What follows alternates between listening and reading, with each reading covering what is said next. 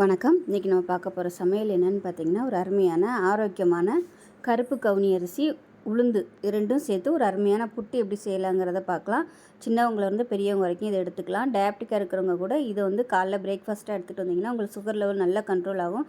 உளுந்து சேர்த்துக்கிறதுனால உங்களுக்கு ப்ரோட்டீன் சத்தும் கிடைக்கும். ஸோ வாங்க இந்த அருமையான கவுனி அரிசி உளுந்து புட்டு எப்படி செய்யலாங்கிறத பார்க்கலாம்.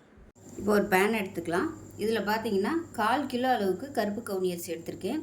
நல்லா கழுவிட்டு ஊற வைக்கணும்னு அவசியம் இல்லை. கழுவிட்டு நல்லா ஈரம் இல்லாமல் நல்லா காய விட்டு எடுத்திருக்கேன். நிழல்லே காய விட்டு எடுத்திருக்கேன், வெயிலெலாம் வைக்கலை. இப்போ இதை நல்லா வறுத்துக்கலாம். அரிசி நல்லா பொரிஞ்சு வரணும். வெயிலில் வைக்க வேணாம், நிழல்லே வச்சுக்கோங்க. வெயிலில் வச்சோம்னா அதில் உள்ள சத்துக்கள்லாம் போயிடும். அதனால் நிழல் காய்ச்சலாகவே நல்லா கழுவிட்டு காய விட்டு எடுத்துக்கலாம். தண்ணி வடியவும் துணியில் போட்டிங்கன்னா நல்லா காஞ்சிடும். இப்போ பாருங்கள், அரிசி நல்லா வறுபட்டு நல்லா படபடன்னு வெடிக்குது பாருங்கள். இந்த ஸ்டேஜ் வரைக்கும் நல்லா அரிசியை வறுக்கணும். அப்போ தான் அதில் உள்ள வலுவலுப்புத்தன்மை போகும். அதனால் நல்லா வறுக்கணும். இப்போ இதை வேறு பிளேட்டுக்கு மாற்றிக்கலாம்.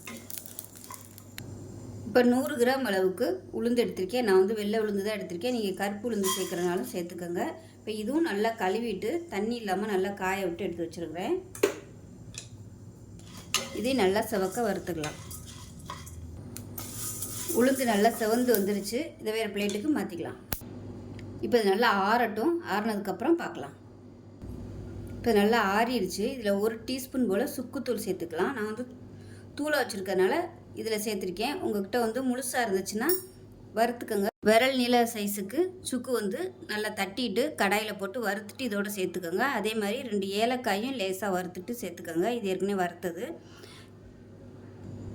இப்போ இதை மிக்ஸி ஜாரில் போட்டு நல்லா குறன்னு அரைச்சிக்கணும். அதாவது ரொம்பவும் நைஸாக இல்லாமல் ரொம்பவும் திரியாக இல்லாமல் ஒரு ரவை பதத்துக்கு அரைச்சிட்டு பார்க்கலாம்.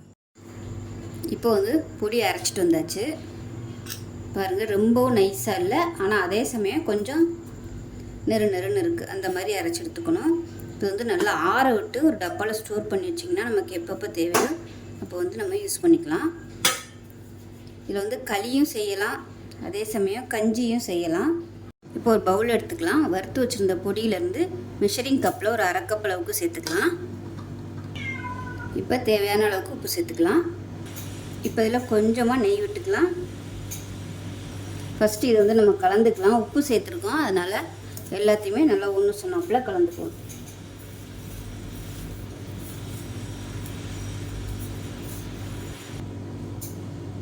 இப்போ இதில் கொஞ்சமாக தண்ணி தெளித்து புட்டு மாவு எப்படி பிசைவோமோ அந்த மாதிரி பிசைஞ்சுக்கலாம்.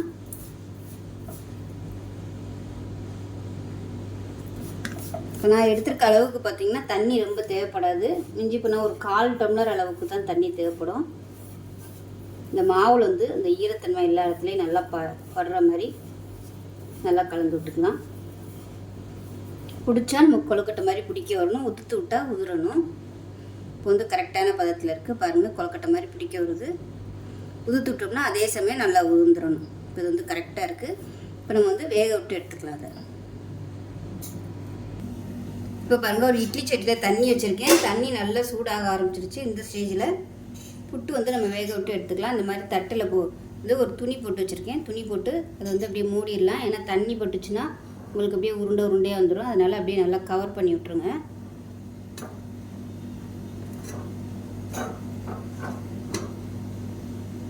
ஈரம் படாத அளவுக்கு கவர் பண்ணி விட்டுட்டு மூடி வச்சிடலாம். இப்போ ஒரு 5 நிமிஷம் வேகட்டும். இப்போ பாருங்கள், புட்டு நல்லா வெந்துருச்சுன்னு எப்படி கண்டுபிடிக்கிறதுன்னு பார்த்தீங்கன்னா, அந்த புட்டோட வாசனை வரும். அது இல்லாமல் இந்த பொடியை இப்படி கையில் லேசாக உருட்டி பார்த்தீங்கன்னா உங்களுக்கு அப்படியே நூல் மாதிரி உருட்டு வரும். அது சூடாக இருக்குது. இப்படி நல்லா அப்படி உருட்டி பார்த்தீங்கன்னா பாருங்கள், நூல் மாதிரி இந்த மாதிரி உருண்டு வரணும். வந்துருச்சுன்னா உங்களுக்கு புட்டு ரெடி ஆயிடுச்சுன்னு அர்த்தம். அப்படி உங்களுக்கு அந்த மாதிரி உருட்டை வரலை அப்படின்னா இன்னும் கொஞ்சம் நேரம் வேகணும்னு அர்த்தம். இப்போ இது நல்லா வெந்துருச்சு, எடுத்துடலாம். இது சீக்கிரமாகவே வெந்துடும். ஆல்ரெடி நம்ம ஏற்கனவே எல்லாமே வறுத்துட்டோம், அதனால் சீக்கிரமாகவே வெந்துடும். இது நீங்கள் சின்ன பசங்களாக இருந்துச்சுன்னா இனிப்பு போட்டு கொடுக்கலாம். இல்லை டயபெட்டிக்காக இருந்தீங்கன்னா இது அப்படியே தாளித்து சாப்பிட்லாம். இப்போ இதில் உங்களுக்கு தேவையான அளவு நாட்டு சர்க்கரை சேர்த்துக்கலாம். ஒரு 2 டேபிள் ஸ்பூன் சேர்த்துருக்கேன். உங்களோட சுவைக்கு தகுந்த மாதிரி சேர்த்துக்கோங்க. இது கூடவே துருவின தேங்காய் அது வந்து ஒரு 2 டேபிள் ஸ்பூன் சேர்த்துக்கலாம். நல்லா கலந்துக்கலாம். தேங்காய் நாட்டு சர்க்கரை மிக்சியில் வந்து துருவிட்டு, அதாவது போட்டு நரன்னு அரைச்சிட்டு கூட நீங்கள் சேர்த்திங்கன்னா அந்த தேங்காய் வந்து முழுசாக தெரியாது. நல்லா அப்படியே அரைஞ்சிரும். புட்டோட வந்து நல்லா மிக்சிங் ஆயிரும். உங்களுக்கு சாப்பிட்றதுக்கும் நல்லாயிருக்கும். அந்த மாதிரி கூட நீங்கள் பண்ணிக்கலாம். இது சுத்தமான ஆர்கானிக் சர்க்கரைங்கிறதுனால நான் வந்து அப்படியே சேர்த்துட்டேன். இல்லைன்னா நீங்கள் ஜீனி கூட சேர்த்துக்கலாம். அவ்வளோதான். இப்போ நமக்கு அருமையான கவுனி அரிசி உளுந்து புட்டு ரெடி ஆயிடுச்சு. ரொம்பவே ஆரோக்கியமாக இருக்கும். பெண் பிள்ளைகளுக்குலாம் இது மாதிரி செஞ்சு கொடுங்க, ரொம்ப நல்லது. சின்னவங்கலேருந்து பெரியவங்க வரைக்கும் எல்லாருமே எடுத்துக்கலாம். இனிப்பு சாப்பிட பிடிக்காதவங்க இதை வந்து கடுகு, உளுந்து, வரமிளகா, வெங்காயம், பச்சை மிளகாய் போட்டு தாளிச்சிட்டு இந்த செஞ்சு வச்சுருக்க புட்டையும் சேர்த்து நல்லா ஒரு பரட்டிட்டிங்கன்னா உங்களுக்கு தாளித்த புட்டு ரெடி ஆயிரும். அதுவும் நல்லா டேஸ்ட்டாக இருக்கும். டேஸ்ட்டு சூப்பராக இருக்குது. கேப்பை புட்டு மாதிரியே இருக்குது.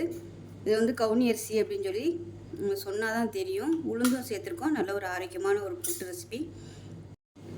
இந்த மாதிரி பொடி அரைச்சி வச்சுக்கிட்டோம்னா எப்போல்லாம் நமக்கு தேவைப்படுதோ அந்த மாதிரி புட்டு செஞ்சுக்கலாம். காலையில் எப்பயும் போல் வெறும் இட்லி தோசை செய்யாமல் ஒரு வாரத்துக்கு ஒரு 3 நாள் இந்த மாதிரி புட்டு செஞ்சு கொடுங்க. ஈவினிங் டைம் பிள்ளைங்க வரும்போதும் இது மாதிரி நீங்கள் செஞ்சு கொடுக்கலாம். ஸோ இந்த வீடியோ பிடிச்சிச்சின்னா லைக் பண்ணுங்கள், கமெண்ட் பண்ணுங்கள், சேனலை சப்ஸ்கிரைப் பண்ணுங்கள், பக்கத்தில் பெல் பட்டனையும் ப்ரெஸ் பண்ணுங்கள். நன்றி.